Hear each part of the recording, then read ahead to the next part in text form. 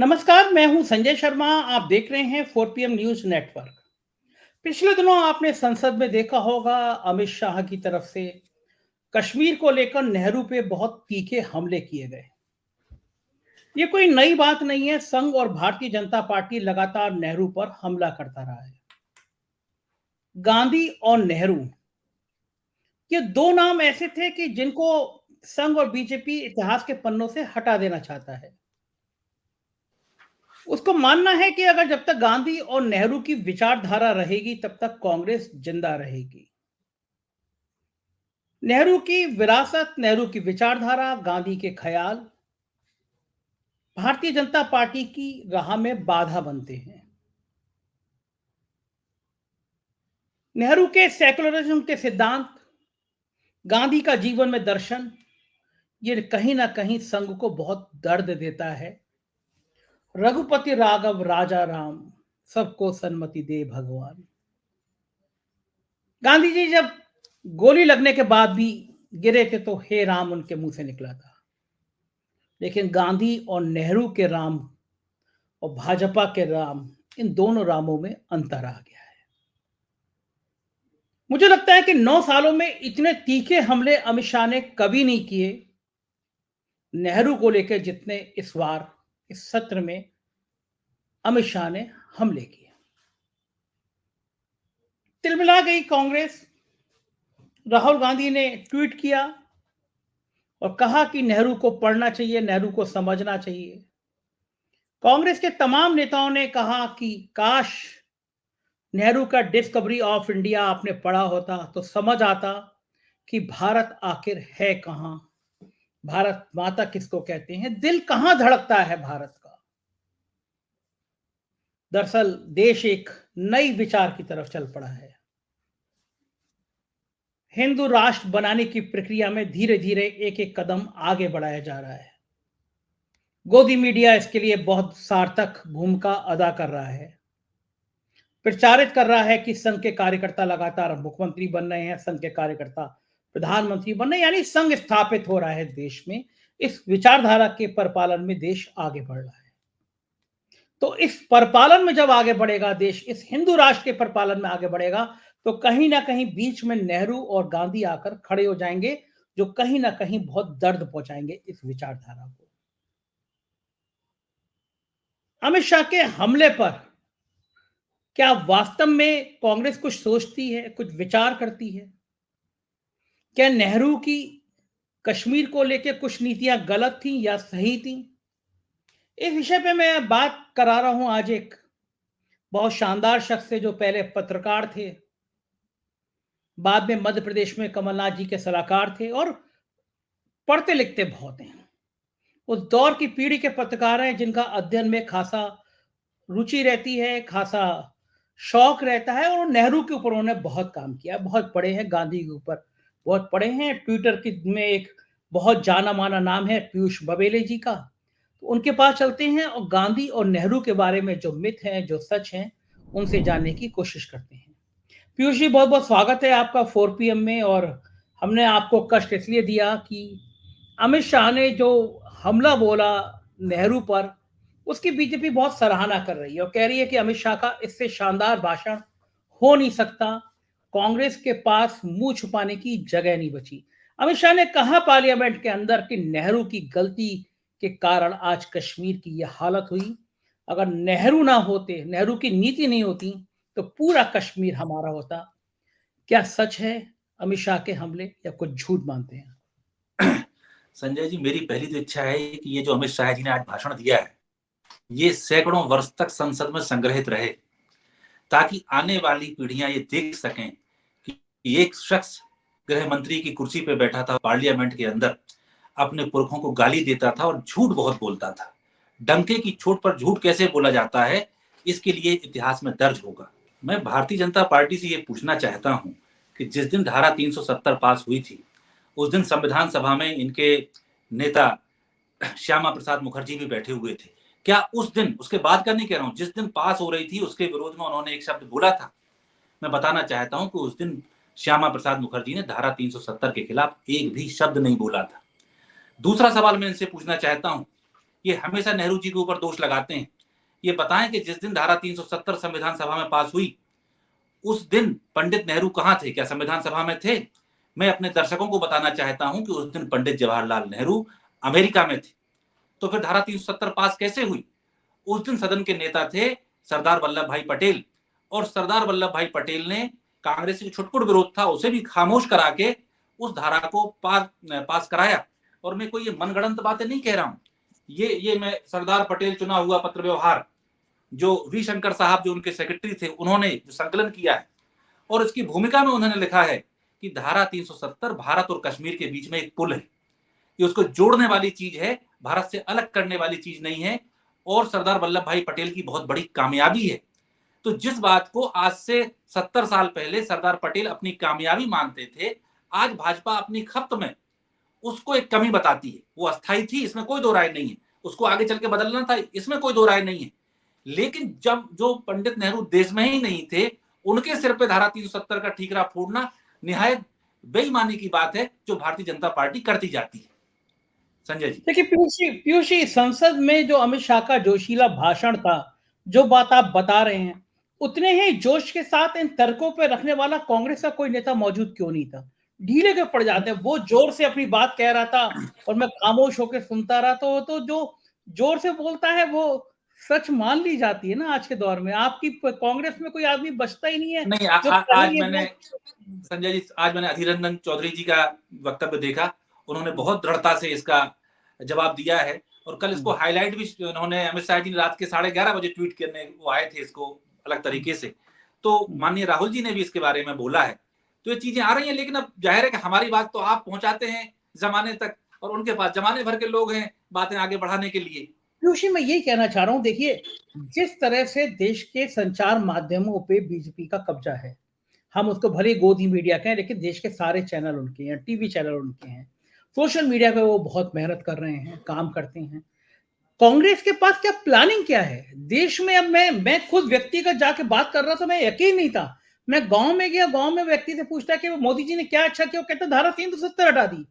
अब उसे नहीं पता कि धारा 370 क्या है, लेकिन प्रचार इतना है कि धारा 370 हटा दी, कोई धारा थी हटा दी। कहां चूक रही है इसका तो चूक आ रही है कांग्रेस? मीडिया नहीं, जब राहुल जी जो खुद पैदल 4000 किलोमीटर चल लिए, जनता से बात कर लिए, तो वो चीजें अब जा रही हैं उस तरह से, और इनके पास प्रचार माध्यम निश्चित तौर पे हैं, लेकिन सत्य अपनी रोशनी धीरे धीरे फैला रहा है। थोड़े हम लोग लेट हुए हैं, लेकिन बहुत लेट नहीं है। मैं आपसे जब बात करता हूं तो मेरे पास देश भर से जितने फोन आते हैं कि उन्होंने मुझे सुना, उतना उन माध्यमों से भी नहीं आ रहे हैं। तो ये वैकल्पिक चीजें भी अब संकल्प में बदल रही हैं। लेकिन मैं संजय जी इसमें थोड़ा सा, इस चूंकि गंभीर मुद्दा है, हम इसे पॉलिटिकल करने से पहले, क्योंकि हाँ, मैं उसी पे आ रहा हूँ कि नेहरू की कश्मीर को लेकर जो नीति थी जी, आप मानते हैं कि वो नीति आज के संदर्भ में ठीक थी? क्या कश्मीर की जो स्थिति है उसमें कहीं वो नीति जिम्मेदार थी?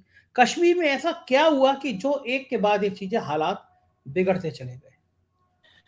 एक तो मैं कहूंगा कि अगर पंडित नेहरू की नीति गलत थी कश्मीर पे, तो आप बताइए वहां आतंकवाद कब आया है? 80s के दशक में आया है, और पंडित नेहरू उस पर जो कोई फैसला ले रहे हैं, 47 में ले रहे हैं, 48 में ले रहे हैं, 49 में ले रहे हैं, वहां तो कश्मीर की कली जैसी फिल्मों की शूटिंग हुआ करती थी।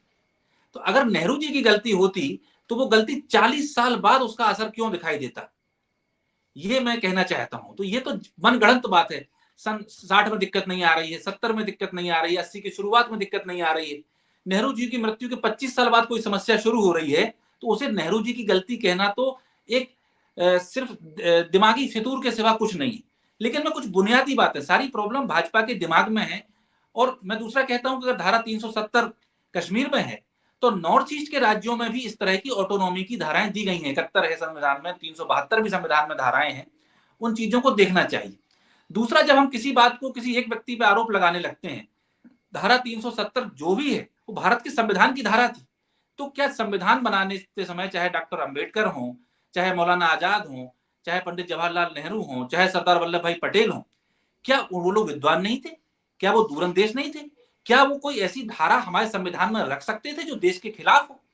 जब कोई उसे हटाओ या रखो, क्योंकि हमने 125 अमेंडमेंट अपने संविधान में किए हैं, उससे ऊपर कर लिए हैं, लेकिन किसी अमेंडमेंट में ये नहीं कहा कि ये देश के खिलाफ था। तो इसमें अगर आप अमेंड कर रहे हो, बदलो, हम बदलते हैं, संविधान निर्माताओं ने ये गुंजाइश हमें दी है, लेकिन संविधान के किसी प्रावधान को देश विरोधी वही कह सकता है जो असल में देश विरोधी है। अब मैं कुछ बुनियादी बातों पे आता हूं। भारत का जब आजादी हुई और दुर्भाग्य से हमारे सिर पे विभाजन भी आया, तो उसमें कुछ बुनियादी उसूल तय हुए। उन उसूलों में एक उसूल तो यह था कि जो हिंदू बहुल इलाके हैं वो भारत में रहेंगे और जो मुस्लिम बहुल इलाके हैं वो पाकिस्तान में रहेंगे। अगर कोई मुस्लिम बहुल छोटा सा टुकड़ा है बहुत बड़े हिंदू भूभाग के बीच में है तो व्यवहारिक रूप से वो नहीं जा पाएगा, एंड वाइस वर्सा। लेकिन जो इलाके बॉर्डर पे थे उनको ये छूट थी कि अगर वहां हिंदू मुस्लिम आबादी है और बढ़ सकती है तो बढ़ जाए। जो बंगाल में हुआ और पंजाब में हुआ, आज भी बंगाल का एक हिस्सा बांग्लादेश कहलाता है और पंजाब भी एक हिस्सा पाकिस्तान में है। लेकिन कश्मीर के साथ ये नहीं हुआ। कश्मीर में तो जो कश्मीर घाटी की बहुसंख्यक आबादी मुस्लिम थी, कश्मीर बॉर्डर पे था और कश्मीर की कनेक्टिविटी पाकिस्तान का जो आज इलाका है उससे बहुत बेहतर थी। ये सारी चीजें बता रही थी कि उन परिस्थितियों में कश्मीर पाकिस्तान में जा सकता है। और सिर्फ एकमात्र आदमी मैं कहूंगा कि हिंदुस्तान में था, पंडित जवाहरलाल नेहरू, जिसने बहुत पहले 1936 के आसपास ये बात समझ ली कि हमें इसको अपने पास रखना है। इसीलिए उन्होंने जो उस समय मुस्लिम कॉन्फ्रेंस हुआ करती थी उसका जो नाम था, शेख अब्दुल्ला उसके नेता थे, उसका नाम नेशनल कॉन्फ्रेंस कराया और नेहरू जी ने उनके माध्यम से कश्मीर की जनता को भारत की तरफ जोड़ा। आप देखिए जो बुनियादी आधार था कि जनता जहां जाना चाहेगी वो जाएगी, तो शेख अब्दुल्ला ने और कश्मीर की जनता ने सहर्ष दस्तखत किए कि हम भारत के साथ रहेंगे, तब भारत का विलय हुआ। ये सब बातें और किसी ने नहीं सोची। तो कश्मीर को भारत में लाना नेहरू की कूटनीति, राजनीति और दूरदृष्टि की सबसे बड़ी कामयाबी है। और ये जो लोग आज बातें करते हैं, ये किताब मैंने पूरी विस्तार से लिखा है, नेहरू मिथक और सत्य, काफी लोगों ने पढ़ी। इस किताब में मैंने बहुत से प्रसंग निकाल के ये बात बताई है कि उस समय आरएसएस और ये हिंदू महासभा के लोग तो ये बातें कहते थे कि जम्मू जम्मू हम लोग रख लें और कश्मीर पाकिस्तान को दे दें। ये जम्मू कश्मीर के भारत में विलय के खिलाफ थे, नेहरू और कांग्रेस नहीं थे। जी संजय जी। पीयूष जी, लेकिन एक सामान्य धारणा ये बनी कि कश्मीर के जो हालात हैं या एक दशक के बाद जो कश्मीर में हालात पैदा हुए, जो आतंकवाद पैदा हुआ, अभी भी लोग मानते हैं कि पीओके, पाक अधिकृत कश्मीर, जिसको पाकिस्तान अपने कब्जे में मानता है, अगर नेहरू चाहते, और अमित शाह ने कहा भी ये बात कि अगर नेहरू उस रात को चाह लेते और संधि विराम नहीं हुआ होता 3 दिन में, तो वो भारत का हिस्सा होता। ये इतना बड़ा झूठ है और इतनी बेशर्मी से और बार बार बोला जाता है। मैं कश्मीर को 1 मिनट के लिए छोड़ता हूँ, 47 का युद्ध छोड़ता हूँ। आप ये बताइए कि कारगिल वार तो हम सबने देखा, क्या मजबूरी थी अटल बिहारी वाजपेयी जी जो भारतीय जनता पार्टी के प्रधानमंत्री थे कि उन्होंने बॉर्डर क्रॉस करके अपनी फौज नहीं भेजी? इन्हें भी एक युद्ध लड़ने का मौका मिला था, हमारे 1000 के आसपास सैनिक उसमें शहीद हुए, लेकिन ना तो हमारी एयरफोर्स का उसमें उस तरह से इस्तेमाल हुआ और ना ही हमने अपनी सेना को उस तरफ भेजा बॉर्डर पार करके। वो तो हमारा इलाका था, हम भेज सकते थे। तो ये इसका जवाब पहले क्यों नहीं देते? दूसरा मैं इनसे पूछता हूं कि 2020 में 20 सैनिक हमारे चीन के हाथों शहीद हो गए, उसका इन्होंने बदला आज तक क्यों नहीं लिया? उन विषयों के हमारे दिमाग से क्यों हटाया? तीसरी बात मैं पूछता हूं कि लाल बहादुर शास्त्री के समय में हमारी सेना लाहौर तक चली गई थी, लेकिन हमने लाहौर को अपने पास नहीं मिलाया, हमने छोड़ा। तो ये इतिहास के बाकी सब युद्धों को छोड़ के सिर्फ नेहरू जी के पीछे पड़ने की इनकी मानसिकता है। दूसरा, वो 3 दिन में कोई युद्ध समाप्त नहीं हुआ, तो लंबे नेगोशिएशन हुए थे, 1.5-2 साल युद्ध चला था।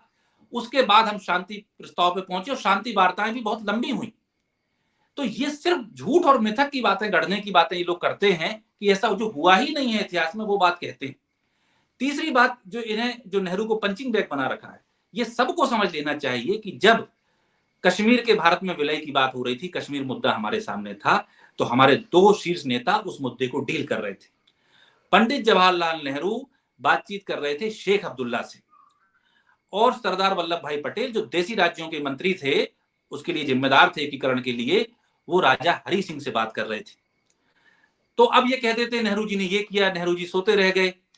अब मैं आपको कहानी बताता हूं कि जब हमला होना था, जो दिसंबर के आसपास इन्होंने हमारे ऊपर किया, सितंबर में पंडित जवाहरलाल नेहरू ने सरदार वल्लभ भाई पटेल को पत्र लिखा और उसमें वो कहते हैं कि मेरे पास जो इंटेलिजेंस के इनपुट्स आए हैं उनसे ये पता चल रहा है कि शरद ऋतु में, शीत ऋतु में जब बर्फबारी बहुत ज्यादा होती है और कश्मीर का भारत की मुख्य भूमि से संपर्क कट जाता है बर्फबारी के कारण, उस समय पाकिस्तान कबायलियों के माध्यम से वहां हमला करने की योजना बना रहा है। लेकिन हम कश्मीर के बचाव में तभी आगे आ सकते हैं जब कश्मीर का भारत में विलय हो जाए, और विलय पे दस्तखत करने का काम पहला तो राजा हरि सिंह का है। तो आप राजा हरि सिंह को कन्विंस करिए कि वो भारत में विलय के लिए तैयार हो जाएं।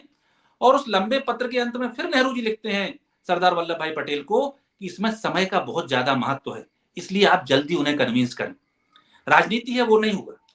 फिर उसके बाद अक्टूबर में दूसरा पत्र सरदार वल्लभ भाई पटेल को पंडित जवाहरलाल नेहरू ने लिखा, और उसमें उन्होंने पूरा ब्यौरा दिया कि इतने कबायली इस तरह के हथियारों से लैस, इस तरह के वाहनों में बैठ के इस मार्ग से आने वाले हैं कश्मीर में, आप तत्काल उनसे कहिए राजा हरि सिंह से। और मैंने शेख अब्दुल्ला को समझा लिया है, वहां की जनता के नुमाइंदे के नाते वो हमारे साथ हैं और हम जो कहेंगे वो करेंगे।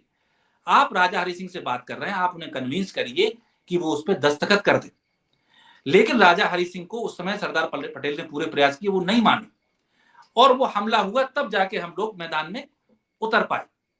तो ये बातें तथ्य लिखी, और ये कोई नेहरू जी ने नहीं कहा, सरदार वल्लभ भाई पटेल के वांग्मय में उनके सेक्रेटरी ने लिखा हुआ है, जिसे पढ़ने की जहमत भाजपा आरएसएस को जिंदगी में कभी उठानी नहीं।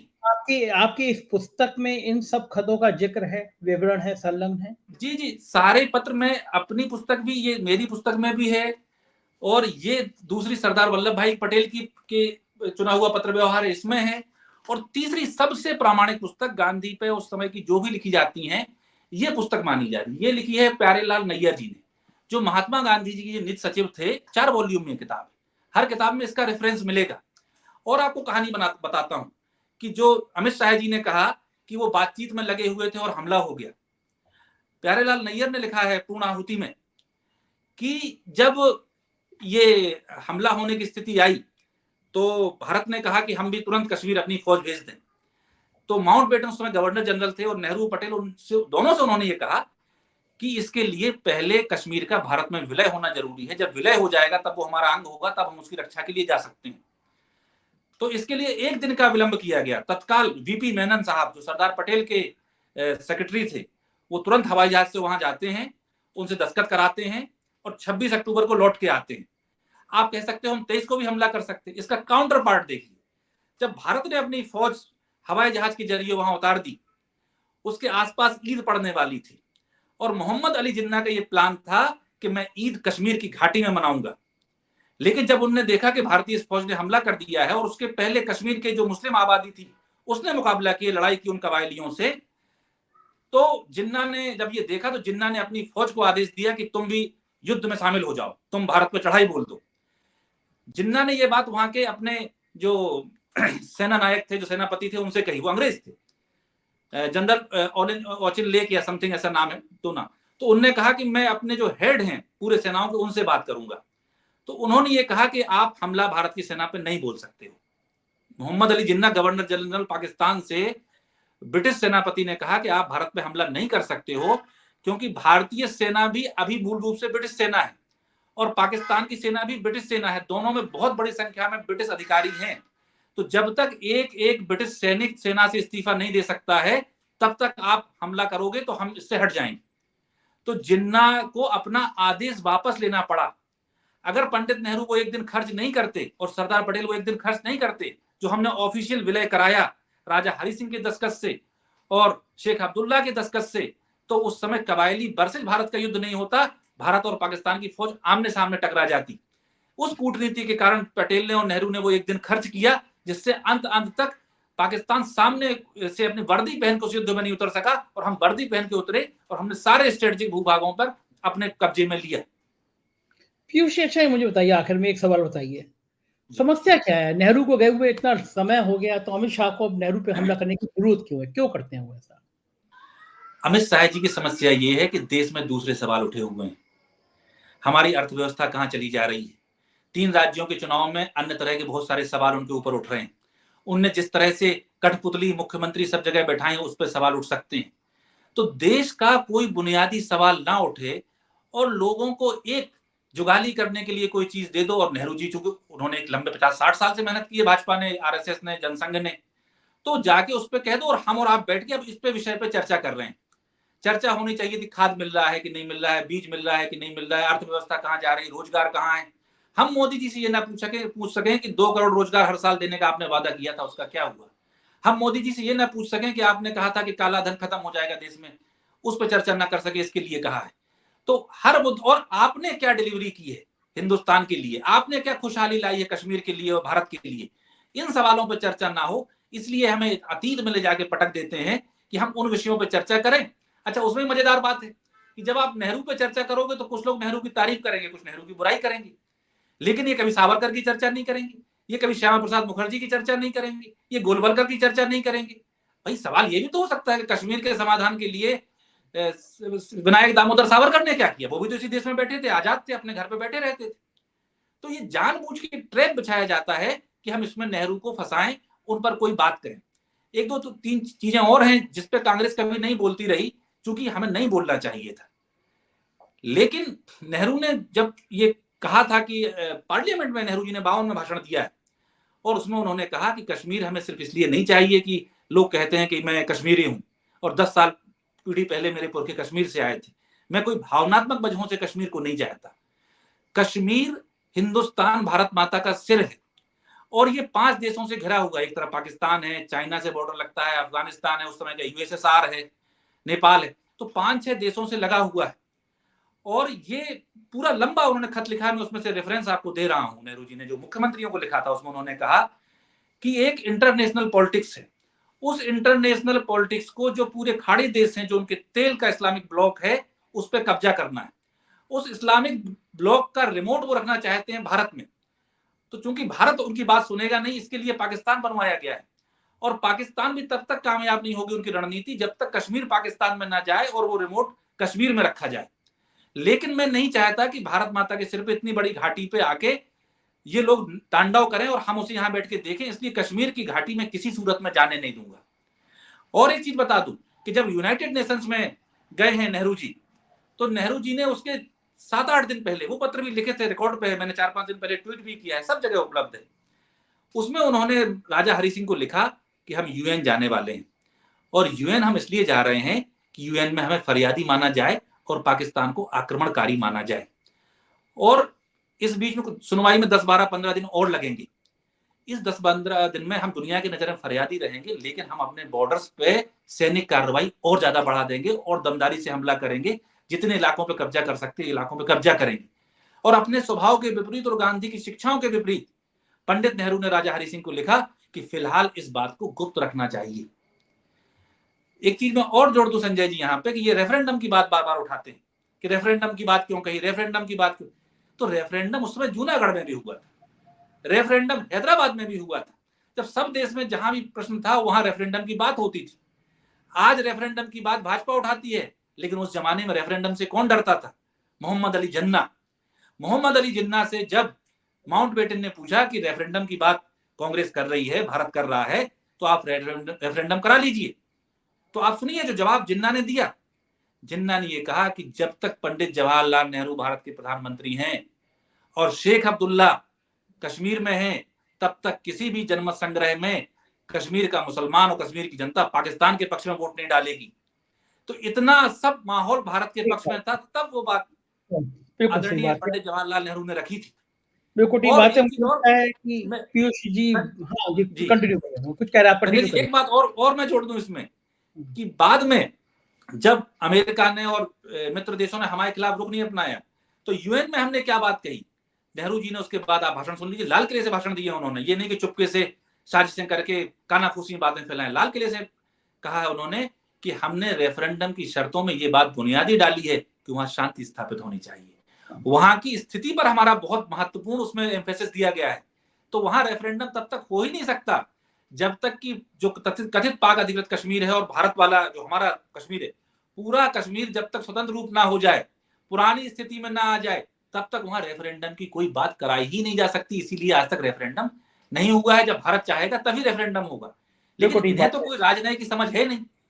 सही बात जी जी पीयूष जी, शुक्रिया। और आप, मैं दर्शकों से कहूंगा कि वो पीयूष जी की किताब और बाकी नेहरू के ऊपर किताब, वो खास तौर से नेहरू का डिस्कवरी ऑफ इंडिया जरूर पढ़ें। शुक्रिया पीयूष जी, आपने समय थैंक यू, दिया। Thank you. तो ये थे पीयूष बबेले जी, और ये बता रहे थे कि नेहरू जी का इस देश के में कितना बड़ा योगदान है।